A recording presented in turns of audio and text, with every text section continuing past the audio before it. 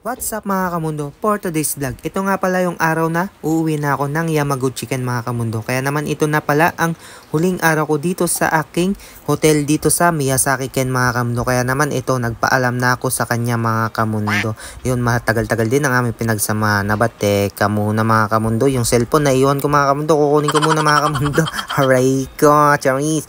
At yun mga kamundo, napakaganda nga ng araw ngayon mga kamundo. Kaya naman ito, talaga namang nagpaalam na ako dito sa aking hotel na tiniran dito sa Miyazaki for almost 2 months mga kamundo. Kaya naman ito, nagpapogi muna tayo dyan. Yun, at nakasakay na nga tayo dyan. Nakarating na dito sa Miyazaki Station. Yan, talaga mga kamundo, makikita nyo, napakaganda ng istasyon na to mga kamundo.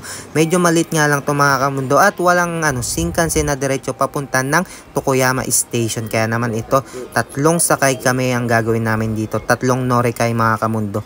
Yun, mula dito sa Miyazaki-ken, bababa kami ng Oita-ken at pupunta kami ng Kokura, then Tokuyama Station. At yun, dumaan na nga muna ako dito sa Family Mart para bumili ng aking almusalin kasi maaga nga kaming gumayak niyan mga kamundo. Kaya naman ito, nandito na nga kami at naghihintay na ng tren na aming sasakyan papunta ng unang baba sa Oita mga kamundo. At dito nga kinain ko na nga itong Pami Chicken at Unigiri na aking binili sa Family Mart mga kamundo. Yun, napakaganda nga ng Miyazaki-ken mga kamundo. Kaya naman talagang mamimiss ko ito. Talaga namang sobrang na-amaze ako dito at nag-enjoy dito sa loob ng 2 buwan kong paninirahan dito sa Miyazaki-ken. At dumating na nga itong tren na aming sasakyan papunta ng Oita Station. Kaya naman ito, hajimete nga lang akong sumakay sa mga ganitong tren mga kamundo. Yun, nandito nga kami sa isang limited express for Oita mga kamundo. Yun, limited express nga lang pala yan mga kamundo, hindi Shinkansen. Kaya naman medyo mahaba-haba ang biyahe natin mga kamundo. So yun, for almost 6 hours yan mga kamundo na ating babiyahin patungo ng Yamaguchi-ken. Kaya naman ito, talagang napaka sumaranay mga kamundo ang pagbiyahe. Pero ito, talagang lumabas muna ako dito at yan, muna ako muni-muni dito sa loob ng tren. Yun, napakaganda nga rin ng mga tanawin na makikita mo bawat madadaanan mong mga dagat o mga bundok mga kamundo. Talaga naman mawawala ang pagkabagot mo mga kamundo. Pero at the same time, talagang nakakapagod ang biyahe na to. Sa haba ba naman ang biyahe na to. At yun, course namin mga kamundo, Orimas. Oriro. Ano ba tama ni Wonggo yun? Basta yun, pagkababa namin mga kamundo, diretso na kagad kami sa panibagong train papunta naman to ng Kokura Station. Yun, nag-Norikay na nga kami dyan papunta ng Kokura Station. Yan, napakaganda nga talaga ng mga tanawin na makikita mo. Kaya naman ito, fast forward, nandito na kagad kami sa Kokura Station. Yun, nag-inat-inat na nga ako dyan at nakatulog ako dyan ng bahagya.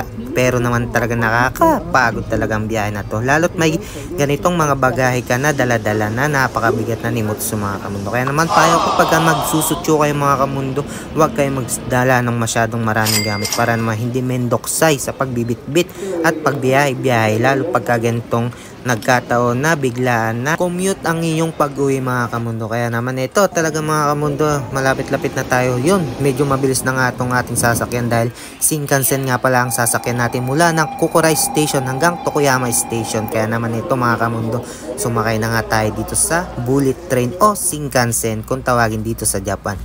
So yun, from Kokura Station hanggang sa Tokuyama Station, Sanjupon Kakarot lang ang nito mga kamundo, tatakbuhin para marating tong Tokuyama Station. Yun, talaga napakabilis talaga ng Shinkansen. Kaya naman ito, fast forward, nandito na kagad tayo sa Tokuyama Station. At yun, pagkatapos nga yun, makikita mo nga sa loob nito, yun, magandang one piece na logo dito sa Tokuyama Station. At kung umabot ka nga pala sa video ko na to, huwag mo naman kalimutan mag-like, share, and follow sa aking mga video. Yun lang mga kamundo, maraming salamat sa inyong panonood. Huwag kayong magsawang sumuporta sa aking mga kamundo. Yun lang, hi, tadaima!